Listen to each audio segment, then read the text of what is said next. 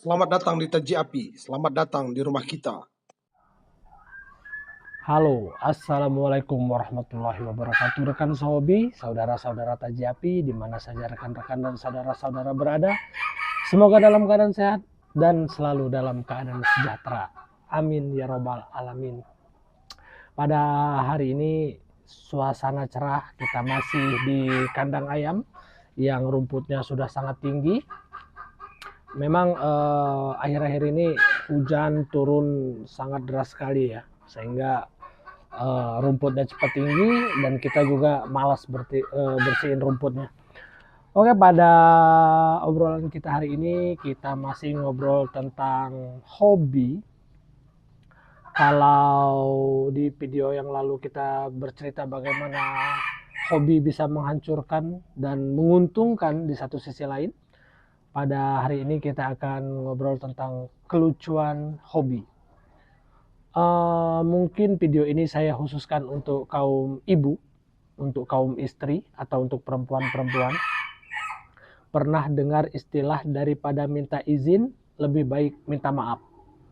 Itulah yang terjadi dengan hobi ketika laki-laki sudah semakin menggilai hobinya.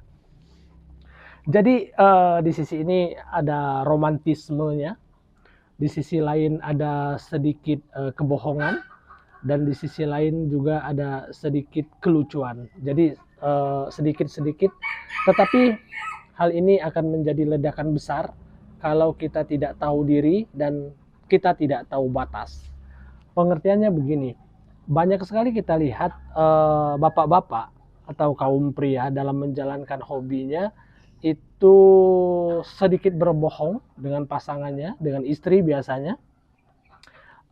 Kebohongan ini meliputi soal harga, itu yang paling umum.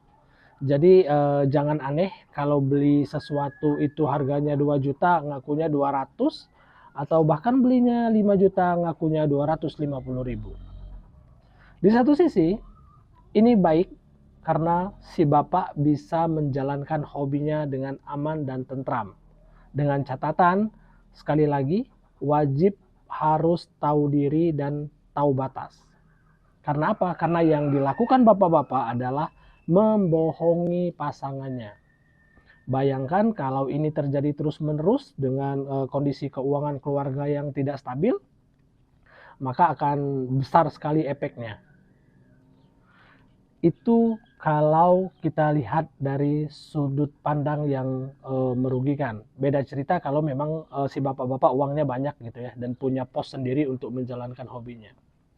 Yang kedua, di sisi romantismenya, biasanya ketika bapak-bapak berbohong soal harga, itu bisa menjadi lucu dan bisa menjadi gelitikan kecil atau cubitan-cubitan kecil ketika si istri mengetahui apa sebenarnya yang terjadi. Ternyata harga yang diakui oleh bapak-bapak itu tidak sebanding dengan harga aslinya. Lebih besar dari yang diakui. Biasanya kondisi ini akan aman kalau kondisi keuangan keluarganya itu memang sudah di atas rata-rata. Makanya saya sebut tadi ada sedikit kejadian romantisme dan sekedar bumbu-bumbu rumah tangga saja kalau bohong seperti ini ketahuan. Biasanya itu dibeli burung, beli ayam, beli alat pancing, beli apa lagi ya? Beli alat-alat otomotif, biasanya kejadiannya seperti itu. Dan ibu-ibu selalu berkaca kepada hal yang masih bisa dipakai.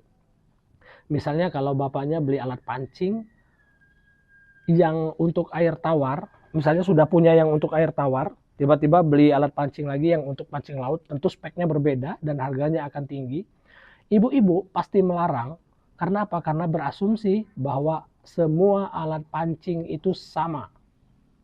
Sama seperti halnya di hewan peliharaan. Misal ayam, ibu-ibu berasumsi semua ayam itu sama. Tetapi di kacamata penghobi itu sangat jauh berbeda dan ada harga yang siap untuk dibayarkan. Sekali lagi saya tekankan, hal ini memang umum sekali terjadi dan memang sangat-sangat sering terjadi. Tinggal bagaimana kita menyikapinya. biasanya itu tadi, kalau memang keuangan keluarga cukup, biasanya terjadinya hal-hal yang lucu dan romantisme, sedikit marah-marah kecil. Tetapi bayangkan kalau memang ada hal yang harus dikorbankan, yang sifatnya prioritas dan wajib, tentu ini akan tragis sekali. Mungkin biaya anak sekolah, mungkin biaya dapur harus dikorbankan. Saya pikir ini bukan hal yang lucu ya. Karena itu tadi, kembali lagi ke topik awalnya, kita harus tahu diri dan harus tahu batas. Termasuk kami juga demikian di berternak ayam hutan merah Sumatera ini. Biasanya ada pembeli yang ngomong, "Bang, nanti kalau istri saya tanya bilang 150 ya," padahal lebih dari itu.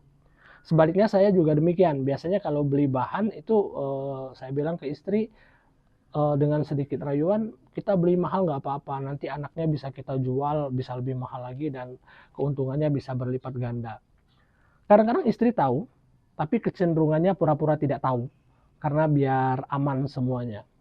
Jadi begitu kawan-kawan, bagaimana kita memiliki hobi yang memang melibatkan keuangan rumah tangga. Saya harus akui, saya juga melakukan itu, dan bapak-bapak juga harus mengakui kalau juga melakukan hal itu. Sekali lagi, hal ini wajar dan biasa terjadi dengan catatan selagi kita tahu diri dan kita tahu batas. Untuk ibu-ibu, saya sarankan harus jeli, harus banyak mencari sumber-sumber informasi lain. Sebenarnya barang ini suami saya beli harga berapa? Apakah suaminya jujur atau suaminya sedikit berbohong? Tentu sekali lagi hal ini harus bisa kita sikapi dengan baik, bahwasannya romantisme kadang tidak hadir dari rayuan, tapi romantisme itu hadir dari sedikit kebohongan kecil. Demikian dari kami.